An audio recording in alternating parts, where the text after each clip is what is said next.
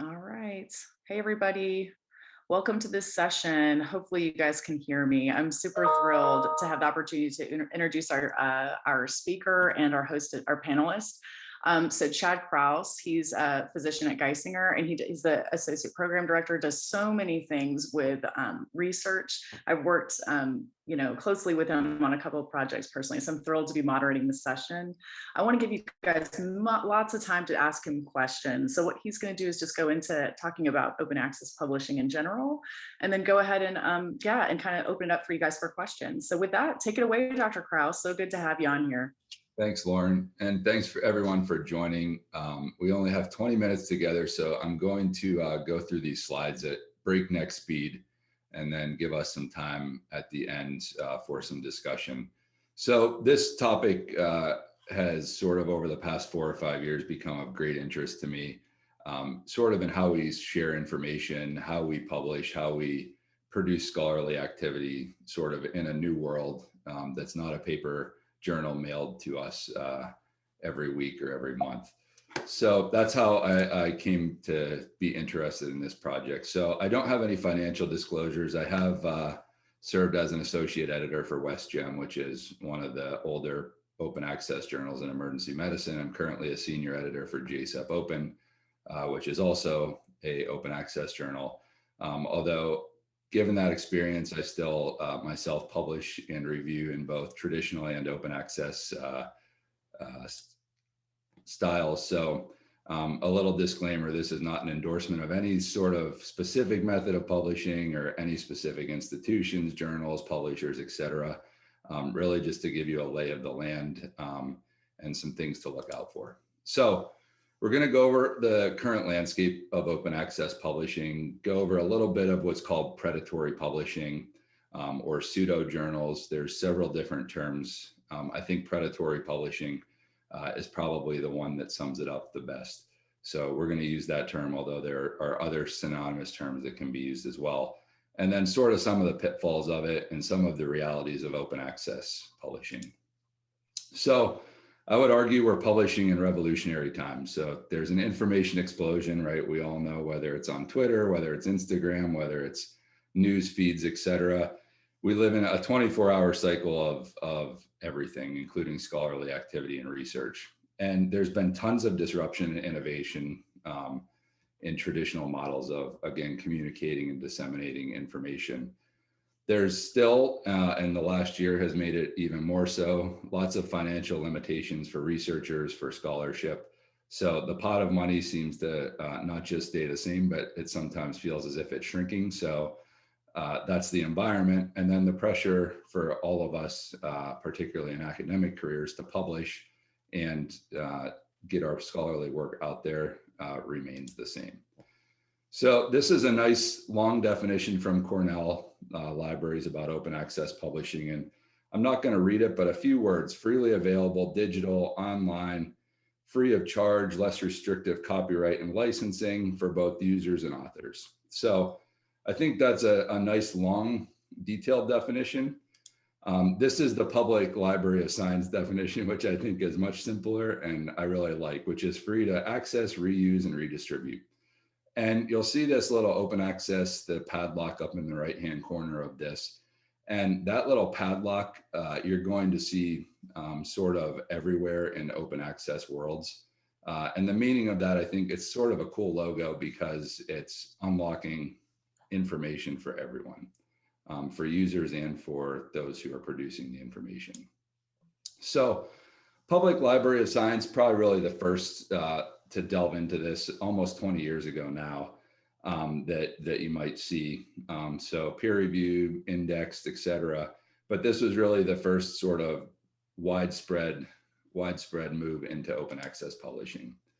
So I wanted to, again, go over a broad view of this, and first starting with funding agencies. So this is a few years old now, but this is the funders around the world who have either a requirement, an encouragement, or no policy about open access publishing. And what I would highlight is that more than 2/3 of all funding agencies, sort of in Western Europe and the United States and North America, have either a required or an encouraged policy that you publish your work via open access. So in the US, the NIH for about a decade now has had this open access policy, which you can go to the website and there's lots of particular language there. But the idea of this is summarized over here on the left, that the NIH requires you, if you're funded by them, to submit your peer-reviewed manuscripts to PubMed Central immediately upon publication, so that essentially everyone has access to that, not behind a paywall. Coalition S and Plan S, which you might hear about, they've actually been in the news recently post-COVID. This is a group of scientists and funding agencies in Europe that essentially came together a few years ago and really figured out, how do we push all of Europe in academia and public funding to go towards open access. So you can see this is sort of the summary statement circled here, that COVID, I think, accelerated. I would say COVID did for open access publishing in the academic realm what COVID did for telehealth in our clinical world. So it was probably coming, but it maybe accelerated it, 5, 10, 15 years. But you can see that they essentially say everything must be published in open access journals on open access platforms and immediately available without embargo. So not behind any paywalls and without delay. And again, the group is Coalition S, the name of it is Plan S. And you see down here in the right-hand corner, you don't see the whole box, but they basically have this journal checker tool where you can click on that and see, does the journal you're submitting to meet those open access criteria that this group has set forth. So to the United States, away from funders and sort of, is this real? So Elsevier, again, this is not a promotion of one specific publisher. Elsevier, though, is one of the largest publishing houses in the world. And so they basically now have around 2,000 journals that are open access, which is pretty incredible. And the University of California, which is the largest system of academic researchers in the United States, has had sort of a back and forth with Elsevier over the past few years about publishing. So the University of California has this policy on open access publishing with faculty, and had a relationship with Elsevier until about 2 years ago when it was terminated over open access publishing. So the largest academic group in the United States and one of the largest funders in the world came to a stalemate over open access publishing. That just within the past month was resolved. And to give you a sense of how big this really is in this rectangle over here, the University of California contributes 9% of all the research output in the United States between 2012 and 2017. So essentially 1 in 10 things in research is produced in the University of California system, which is pretty incredible. And that's about a fifth of all Elsevier journals. So this was a big deal for both sides, but just again, to show you the scale of open access publishing, this isn't just some junior faculty trying to get his or her paper in a journal. This is really big. This is big time, here to stay. So some types of open access, we're not going to go into these, but there are different models, and you could probably put 5 additional models up here based on the rapidity with which this is changing. But there's different models for this, all of which sort of change based on when you pay, what you pay, who pays, when it's available. But the idea being that it's available to everyone. So I'm just going to give you, this is the Wiley page about open access. And I wanted to share this with you because 2 well-known journals. So Wiley publishes Academic Emergency Medicine, and there is an option for a hybrid open access version of AEM. So this is information about that. Again, I'm not going to read that to you, but this is sort of a hybrid model in which you have some of the benefits of open access and some of the benefits of a traditionally published journal. So again, these models are rapidly changing. A second journal, JSEP Open, that I mentioned, is completely open access. So these are 2 big EM journals, both published by Wiley, but with very different approaches as far as one being fully open access, one being hybrid. And then finally, there's mirror journals, and I just want to briefly touch on this. This doesn't quite yet exist in emergency medicine, although I could very easily see this coming in our future. in which you have a journal. So in this case, the Journal of Pediatrics, which then has a mirror journal. In this case, the Journal of Pediatrics X. And the idea of this is that it essentially shares an editorial board. It's from the same society, but it's an open access version of that journal. So this is probably one of the better known ones, sort of mainstream journals. And you can see on their website, they even say our featured partner, but this is the open access version. So this also, I'll stop here and divert a bit, that this is part of the problem with predatory publishing, is the titles of these can be super confusing, because the Journal of Pediatrics X, that could be some random email that you get solicited to submit a paper there, which we'll talk about in a minute. So is this all too good to be true? Well, I don't know that it is, but there are certainly some pitfalls to consider. So is the journal legitimate? Is this simply paying to publish? So am I just writing a check for $2,000 or $3,000 so my paper gets somewhere? Does my academic career advance when I publish in these journals or not? What about indexing? What about impact factors, et cetera, et cetera? So, when the ACGME asks my department for our scholarly activity for the year, can I count this as a PubMed ID? So the answer to all these is it depends. So there's some well-known stories. This is probably the best known one of a spoof journal. This is about 10 years ago when open access really took off, that they essentially did a sting operation where they submitted 300 or so papers that were bogus. And about half of these journals accepted them, although they never published them. The folks involved in the so-called sting operation basically said, those are all fake, so don't publish them.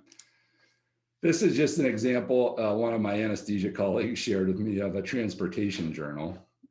So he received this solicitation via email, and you can see it's a Journal of Traffic and Transportation. They're asking him about submitting a paper about electroconvulsive therapies. So I don't know if that has much to do with transportation other than holding someone's license if they have seizure disorder. But at any rate, you can see how these journals, and all of you probably get these emails every day or every week. So there's others that aren't quite clear. I'm sure all of you have heard of Curious. So this is a journal that's indexed, Medline indexed. You get a PubMed ID with this, but it has no impact factor. So for those of you that are calculating impact factors, this, and of course, that's one bibliometric. There's many ways to define your impact as a researcher. However, this is one that's PubMed ID'd, but doesn't have an impact factor. So it's not, there's a lot of controversy. Is this journal legitimate or not? And I can tell you personally, I've published in this, but there is question about that. So what are some dangers if you get your paper in this Journal of Transportation, your seizure paper? So you maybe lose your professional reputation. Those around you and the public might lose some confidence in the science. Is the peer review process really as robust as it ought to be? And then people say, well, that whole model, I'm going to throw the baby out with the bathwater because that whole model is bogus. So those are some of the concerns. To spend a little bit of time about, is this paying to publish? And we're going to go over some sort of quick ways that you can think about and figure out if a journal's legitimate, but how do you pay for this? These are not cheap by any means. So somewhere in the $2,000 to $3,000 to $4,000 range per manuscript is the cost of these journals. All right, so that's a lot of money. So where am I going to get $2,000?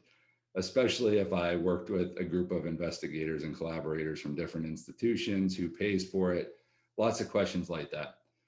Lots of institutions are now actually setting aside budgets in their research budgets for institutional open access funds, where researchers in different departments will have funds for this. Some departments will fund this to a degree. Very, very frequently and more commonly, this is a line item in your grant as a cost. Is how much am I going to expect that my publication fees will be? And then sometimes there's group funding. So there's, everyone in the group, their institutions each kick in, a quarter, a half, whatever it might be. So how do I maintain high ethical standards in this environment? So paying a fee to publish a paper is acceptable. So although open access sounds great, publishing a paper, even if it's on the internet, is an extraordinarily expensive operation. And so paying a fee is acceptable.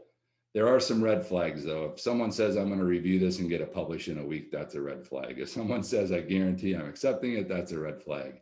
If there's a whole bunch of people on the editorial board in a specialty the size of ours that you've never heard of, it's probably a big red flag. So those are some basic things. There's a lot of standards out there, which many of you have heard of. The ICMJE, probably the best. There's COPE, there's WAME. And then there's this nice, I think, free access and legitimate site called the Directory of Open Access Journals, which we'll talk about in a minute. So this was a paper, for full disclosure, that I was a co-author on a couple of years ago in academic medicine, where we had a chart of some sort of a how-to guide to look at, is it legitimate? And so these are some of the things. We're not going to go through all these for the sake of time, but there are ways to identify. Even some publishers have, is your open access journal. So come publish in the open access journals. This is Wolters Kluwer. Come look at the open access journals under our umbrella as a publisher. There was Beall's list, which came and went. Jeffrey Beall is a professor at the University of Colorado who tried to establish a way to look at these. There's Cabell's list, which is also still out there. And then this is the Directory of Open Access Journals. So I just pulled up JSEP Open. So if you go to this website, doaj.org, there's a search bar, you type in the name of it, and this is what will come up. It'll tell you the charge, it'll tell you who sponsors it, it'll let you look at the editorial board, it'll let you look at papers in it, it'll show you where it's indexed. So this is a really nice free resource. So the future is now, and the future is transparency. So we're moving not just towards open access information and publishing, but soon a lot of folks are pushing that your data will be open for review. Some of the challenge of this are, in low resource settings, how do people do this? So if you're a mostly community doctor, and you publish a paper, what happens? Who pays for that? For those who need to have their impact as a researcher, as a scientist measured, how do we do that with all the different bibliometrics? And that's a whole nother discussion. How do we reassess the peer review process? Should things come out beforehand to look at? And then how do we make things that, just as we're all experiencing with open access charts for our patients, how do we make things understandable for the public when this is out on the internet anywhere? So the landscape has changed, just like you had to put on a seatbelt for me to fly through those slides. The future is changing rapidly in this area. And the most important thing, I think, is for all of us to be diligent as individuals within our institutions and as a specialty of emergency medicine. And I'll give you this parting thought that was from the Berlin Declaration almost 20 years ago on open access. Through sort of the national academies, basically, of Germany is what this organization is. And they said, our mission of disseminating knowledge is only half complete if the information is not made widely and readily available to society. So I think that's a nice way to sum this up. And with that, I think we have a minute or two for questions. So thank you all again for joining, and hopefully that was at least a very quick, fast overview of open access publishing. My email I can put in the chat if anyone has interest in asking questions offline or more interest in this area. I'd be happy to discuss. So I put that in the chat. Questions at all that I might be able to answer? Yeah, that was great, Chad. I don't know, does anyone have any quick questions? I know we've got 1 minute. I thought especially the funding portion was super helpful to understand, because I, as an investigator, hadn't realized some of those charges. And so, yeah, anybody have any questions for Dr. Krause? Yeah, and I like the suggestion you mentioned about, keeping it in your grant funding, because I think that, oh, here we go. Do you mind clarifying the NIH policy, is what Danielle Bratwith had asked. Yes, Danielle. So that's a great question. So essentially the NIH and their goal, there's actually a really cool interview, if you look, that Francis Collins had with a high school student about open access. And essentially what the NIH's goal is that if you get federal public funding, your information, the output of that should also be open to the public, because it shouldn't be behind a paywall of AEM or Annals of EM or New England Journal or whatever. And so that's the goal of the policy. The policy is very intricate if you go on the NIH website, as you might imagine. But the overall idea of it is that, you know, your information needs to be published in a public manner. And that if you look, the PubMed Central, those papers will come out in a strangely formatted way, but that you can get them through, for example, Medline. And then Daniel also asked, should we look for open access journals to publish an NIH work? What happens if it gets published on non-open access? So I would say you should look for the best journal that you can get your work into. If you choose open access, you should take the steps to make sure that it's not a predatory journal or a pseudo journal. And then the non-access, obviously, people are still publishing their NIH-funded work in traditional journals behind a firewall. But the NIH does have this where they'll put essentially like a proof paper out on Medline that you can look at. It'll actually say PubMed Central. So for example, if it went to the New England Journal, it wouldn't be in that format, that PDF format. It would be almost in like a Microsoft Word document that's PDF'd, if that makes sense. All right. Well, great. Well, with that, I think we are out of time, guys. I know, but it was so helpful. Honestly, I loved hearing your talk. And so what we'll do is if you guys had questions for Dr. Kraus, he's got that email for you. But either way, it was wonderful meeting all you guys. And thank you so much for your wonderful presentation. That was, yeah, great to hear about it. Thanks, everyone. All right. Y'all have a great day. See you out there.